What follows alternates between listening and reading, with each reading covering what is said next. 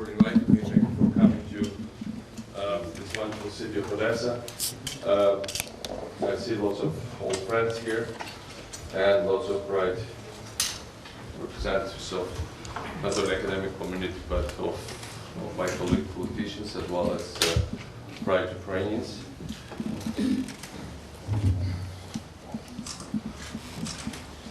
We are the region, where lots of things are played out, but overall Ukraine is a place where lots of things are being decided right now. I think in many ways lots of nervous endings happen and are present in Odessa. I believe that Ukraine has a bright future. I believe that once the country really starts to move forward and it's doable, it's totally feasible. We should have double-digit growth at least for the next several years. We should have, and we should get to the situation when we talk about recipe of return of the territories, when people, say in Rostov, will be so excited by what's happening in Ukraine, they'll just tell people in Donbass and Crimea, are you crazy or what? I mean, look at where we live and where Ukraine is. And there is no doubt that you should go back and revert to under the control of or be part of this new emerging successful Ukrainian state. And Ukraine has everything for that. Ukraine has amazing, first of all, amazing human resources, very highly qualified, hardworking, entrepreneurial people. This city is a brilliant example of it. Ukraine has natural resources, say the region of Odessa has vast amounts of untapped gas resources, and that needs still to be opened and explored. Ukraine has all the other kinds of things. The main thing that Ukraine is lacking is efficient government and proper running of the process, and transparency, and frankly what we need to do is to crack down on corruption. And it's going to come. And because there is also a new generation of Ukrainians that are coming up and that are getting to the place where they should be running the country.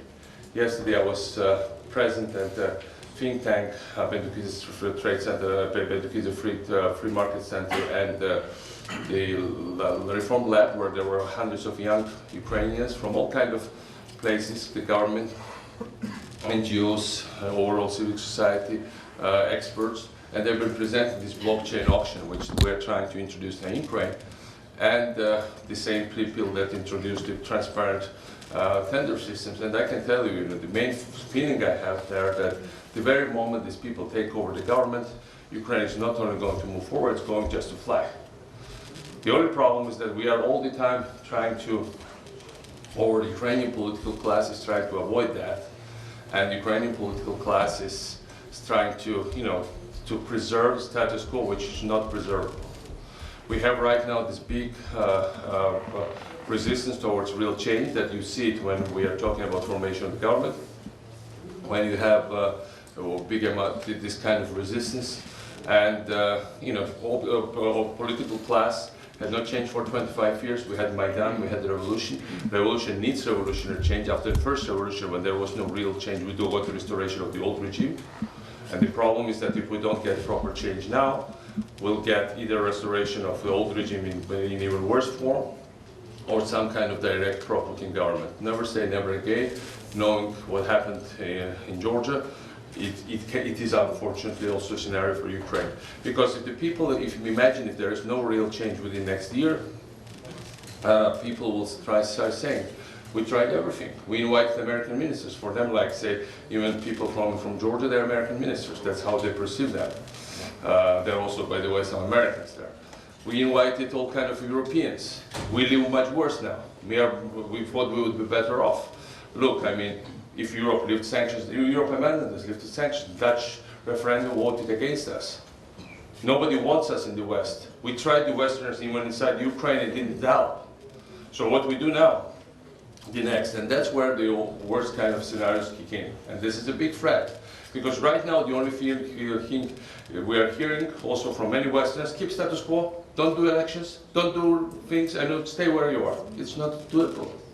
We cannot keep status quo except that we can resist the change, but the problem will be in 1 year we'll have much worse, much bigger change to the worse. That's the scenario that's going to happen. That's why it's so important to hasten up the process of bringing in and integrating new political, basically rejuvenating and refreshing political elite. And there is a huge difference in terms of age category between new ones that come in and between those who are still here. We have the same elite, which basically was the same, even if they were on the regional side or Orange Revolution side. It's painful for me to say that, but it's true that they were so intertwined, they're still so intertwined, that, like, big part of assets, those are controlled by Yanukovych people. Nobody touches them for a simple reason. Judicial system controls, protects them. The government in here protects them, as well as they protect other assets. The only $30,000 from Yanukovych's time was given back to the Ukrainian government. We still have trouble, and even if we're talking now about adopting the law, I'm very skeptical with present circumstances we've gotten back. Now a few words about Odessa. Odessa is a region of huge risks, but also amazing potential.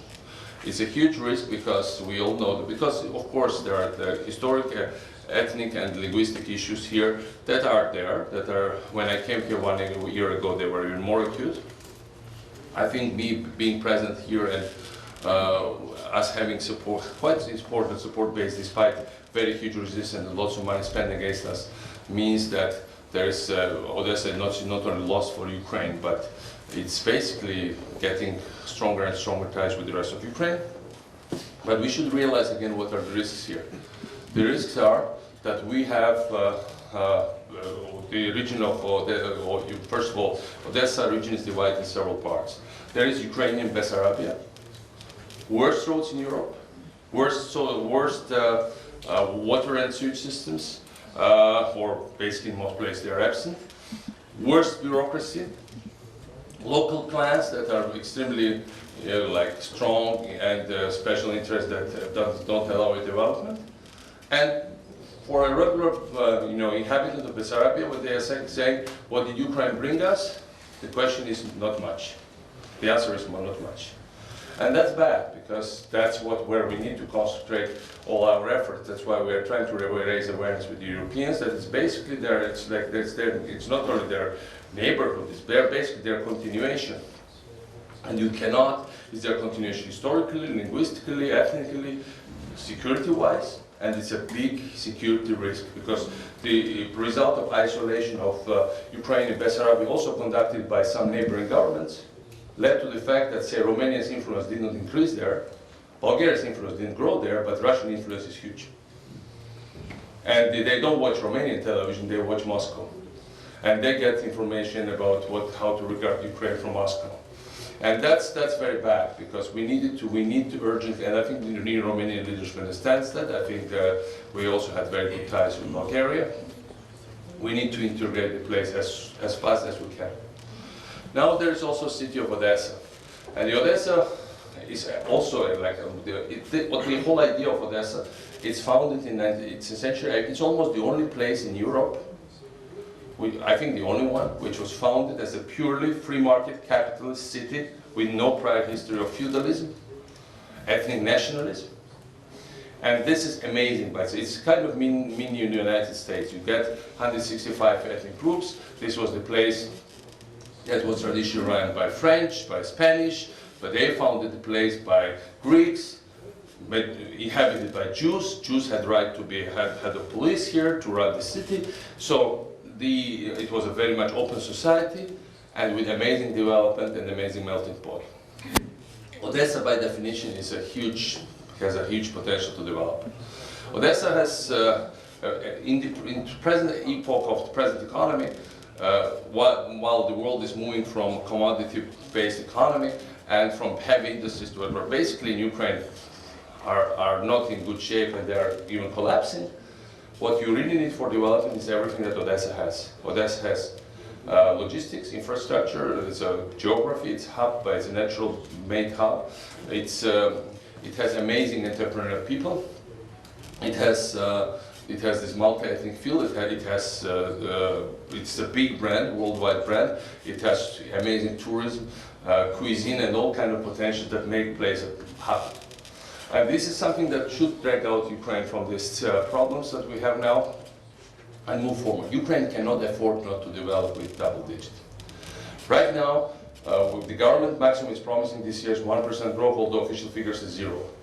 If we grow to even 2-3%, as it was put into our debt restructuring agreement, we'll get to the level of 2013, the level of Yanukovych last year in 15 years' time. Not sustainable. Which means that for 15 years we will not build roads, we will not build infrastructure, we will not invest in education, we will not invest in healthcare, which means that we are going to further disintegrate. Not develop it is not an option for Ukraine. Classical fiscal conservative schemes will lead to the demise of this country.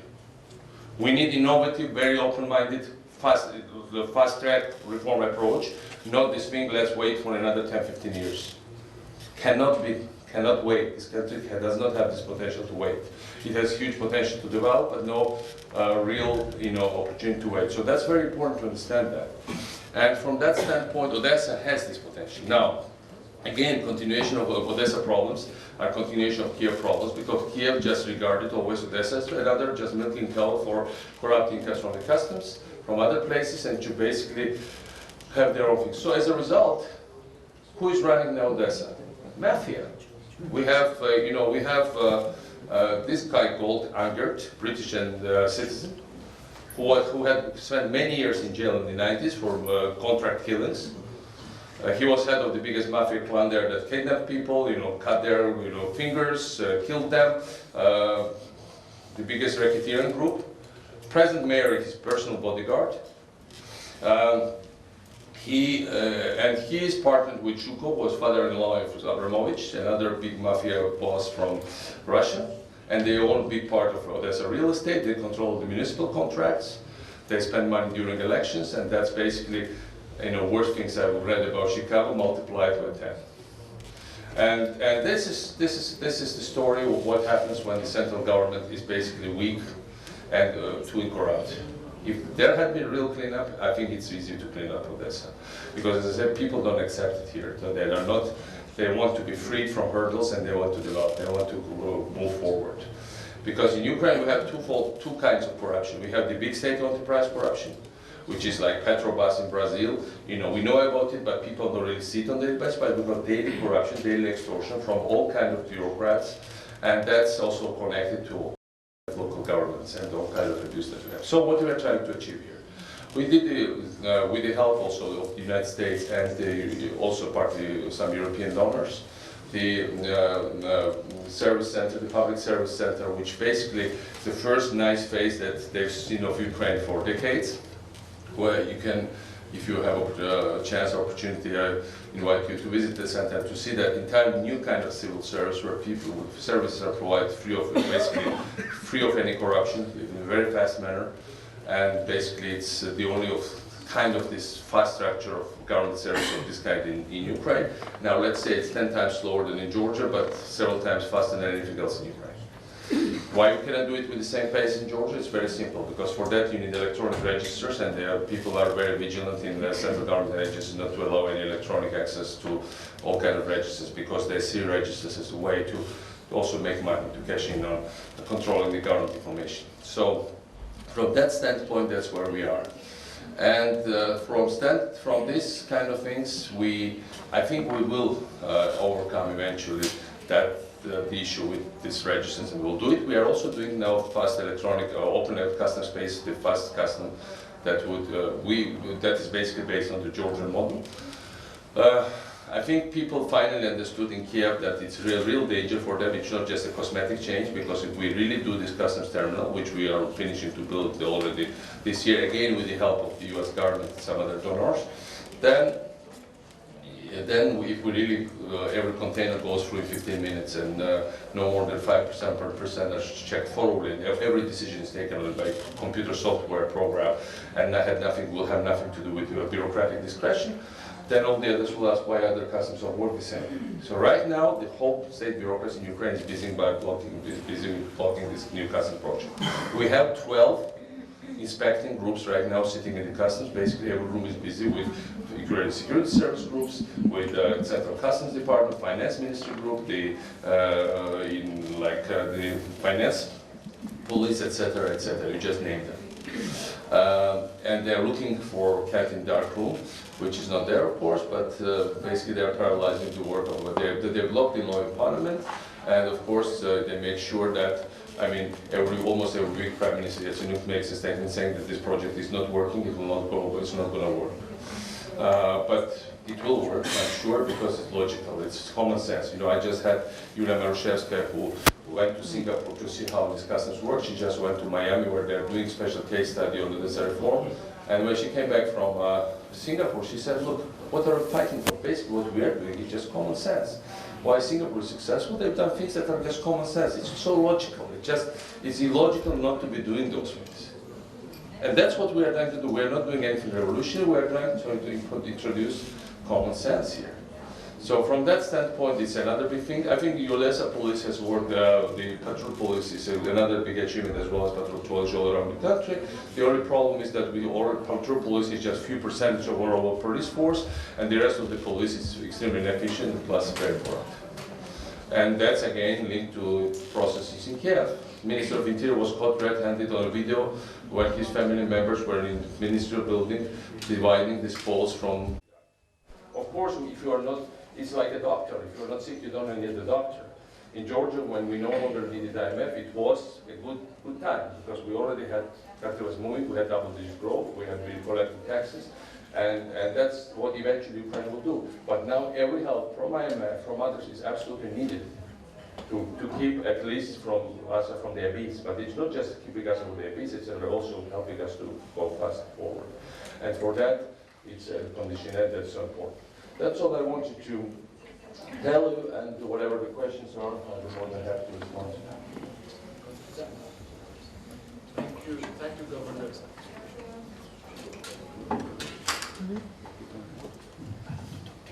Thank you, Governor. I will pass the role of moderation to Olin, of course, but before that, to be fair, just at the end of the last panel, I saw Deputy Minister of Defense. Maybe he'd like to contribute towards the end, or at whatever time you foresee. We are in an open session now, but just let me pass that task. We'll have to accommodate that, please. All right. As we thank you very much for window dressing. See, we have like another big name. And meanwhile, we'll have the same corrupt interest in energy sector. We'll have the same things with, you know, like with privatization. Next 6 months is a big privatization period coming from Ukraine. It's thanks to some Western friends. Also, Ambassador Pyatt was involved when we stopped this privatization of Odessa Port fertilizer plant, which was basically a big, it was going to be a big disaster September last year. Now, finally, it will be transparent because it's on the right track. But there is a whole lineup of big energy things and other things after that, where the whole privatization process is totally rotten. And it's going to happen within the next 6 months. And we are going, before that, Ukrainian oligarchs mostly control just part of the state enterprise. Now we're going to have Russian style of things unless they're checked. That's why it's so important to have good people on the government now. But in long run, and my project is more longer run project, we need to prepare new political elite that's going to take over new political class, which is inevitable here. It's going to happen. Either things are going to get really bad, or things are going to get really better. It's not going to keep the same kind of swamp situation for a long time. That's what I'm trying to achieve. That's my biggest ambition. And what's my motivation? Look, first of all, I spent many years in Ukraine. I studied in Ukraine. I served in the military in Ukraine for 2 years. I was in Ukraine, and I'm living here for the last 2 years. I spent 10 years of my adult life in Ukraine. It's a lot for somebody of my age, but also I've been very attached to Ukraine as a Georgian. You know, it's very intertwined things. 2 days ago, there was a very, important historic event that they had a burial of Georgi Gongadze. That was a founding father, one of the founding fathers of Ukrainian democracy, basically. The biggest name of Ukrainian journalist that was killed in the end of 90s by thugs from the government. And he was Georgian. And we have lots of people here fighting for Ukraine, and lots of Georgian officers have been killed. In Maidan, 2 Georgians have been killed. The first president of independent Ukraine, Grushevsky, studied in the school which was next to my school in Tbilisi, and so Lesia Ukrainka spent a big chunk of her life in Georgia. These are very щоб світ почув тоді, що це не була якась там провокація грузинського уряду, який був такий провоцював таку Росію, але це була дійсно агресія великого сусідя проти регіону. І я тоді теж говорю, що наступна агресія буде в Криму. Коли відбувся Крим, я казав публічно на телебаченні, що зараз буде Донбас. І не тому, що я такий досвід, але тому, що це логіка подій, які відбуваються в нашому регіоні. І тому це не головне зараз. Головне те, щоб нас не залишили, як залишили Грузію після 2008. And when we are talking about that, is that the main thing is that I know that there's lots of people are talking about Ukraine fatigue. But the real fact is, look how it looks from Ukrainians. Ukrainian soldiers contain the threat to Europe from the east in exactly the same way as Habsburg Empire contained the threat from the east to the European civilization. And then you hear Europeans are saying, oh, fed up in Ukraine. I gave interviews to 3 major Dutch newspapers last week. And you see we're approaching the kind of imminent catastrophe in Dutch referendum, which has lots of internal reasons. I perfectly know from my own family in Holland that most of Dutch don't know anything about Ukraine. It's just their own internal thing. But that's not how it resonates here. And then lots of people in Europe are talking we should lift sanctions on Russia. Because Russia is, useful, Russia is helpful, but the problem is that none of these issues have been solved. And again, what would be the message that we did everything for the Europeans, and they are, Ukraine is not asking for funds that Greece was asking. Ukraine is basically almost not asking for them. Ukraine is asking, and Ukrainians are asking to be on the right side of history. They're asking to be morally supported, they want to know that they are doing the right thing. And for that, it's very important that people don't tell them that they are not doing the right thing, and they need to be disposed with. And we are talking about the largest country, largest country in Europe. We are talking about potentially a very important economic actor in Europe and very big security actor already. And just it's really, sometimes it's totally illogical that people don't get this importance. Sometimes it's so, okay, they didn't get the importance of Georgia, but they did, why they don't get, and maybe it wasn't that important if you compare it from that big geopolitical point of view. I remember very well Henry Kissinger, with whom I have had good relations. He was briefing Republican team for 2008 elections, and they asked him, McCain and Sarah Palin, they were basically briefing Sarah Palin. They wanted to give her a crash course in politics. And he was asked about Georgia, and he said, Georgia is like a small player coming to a big table with big poker players with no cards in his pocket. Hundreds of millions of dollars, but that would somehow deprive oligarch of some control. And they're getting direct orders.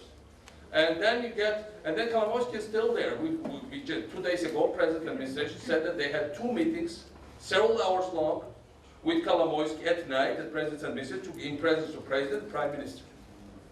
This is ugly, that the country has to basically do this, but that's the reality of the situation. That's a very bad reality of our situation.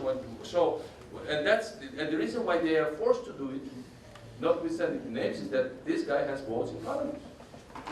And anything you want to push it, he has people there who can block just anything.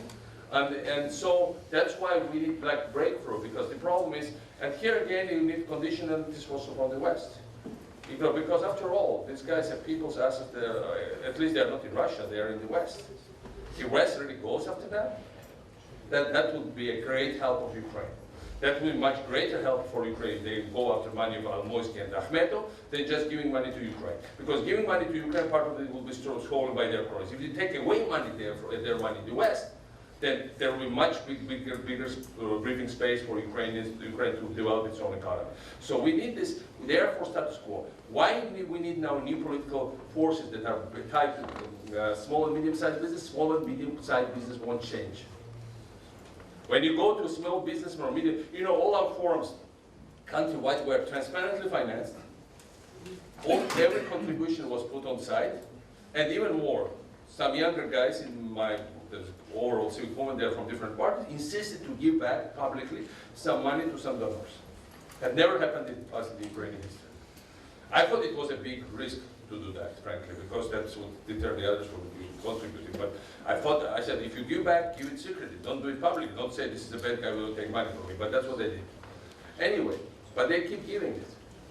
And then the people who give that money, there's a big chance I might never meet them, or some other party activists. They're not asking for anything. They're asking just keep doing what you are doing, change the laws, give us some relief in terms of this huge bureaucracy and other things. So that's what needs to be done, and it's simple. You know, we had this thing with winemaker story where last month when I had to go to his house with the whole leadership of all the tax services and security services and prosecutor, because the guy was raided by tax police because he didn't have right to sell 4 bottles of wine to his fellow villagers. Why? Because out of 200,000 people who do wineries here and who sell wine, only 65 have official permission to do it. Nobody has. It's impossible to legally obtain permission to do it. And so that's what they want. Give us breathing space. Allow us to do things freely. The good thing about Ukrainian electorate now, we should realize that. And I don't agree with this thing that all people are so passive. Right now, Ukrainian electorate is not expecting anything pleasant from the government. No more free lunches. They know it. The only thing they really want now, at this stage at least, later it will change from my own experience in Georgia, they want to be left alone and to remove the hurdles that are basically strangling the economy. And if it's done, that will give maneuver to any government for quite some years. But for that, as I said, you need to change of the guard, and it's totally doable. And then election process. Look, I was in the Chernobyl elections. Georgia, we had lots of church counts, but if anything like that had happened, like what I saw with my own eyes, everybody would have been arrested. People were, political parties were standing on the main square and distributing bribes to the electorate with their party symbolics, and they do it at every elections, at every Ukraine district, at each time. And we see all these OSCE monitors that come and say elections are free and fair. Give me a break. I mean, how is it possible? You are talking about kind of bribing, which I heard about third world in the 60s, but I've never seen it. For the first time in my life, I see it in Ukraine. And let's move away from formal process and come on, we get serious and do real monitoring. Just not sustainable, the system. Thank you. Thank you. I think this wraps it up for our morning session. So turn it back over to you, Admiral, or not, Ambassador, and close it out. Thank you. Thank you to all the panelists.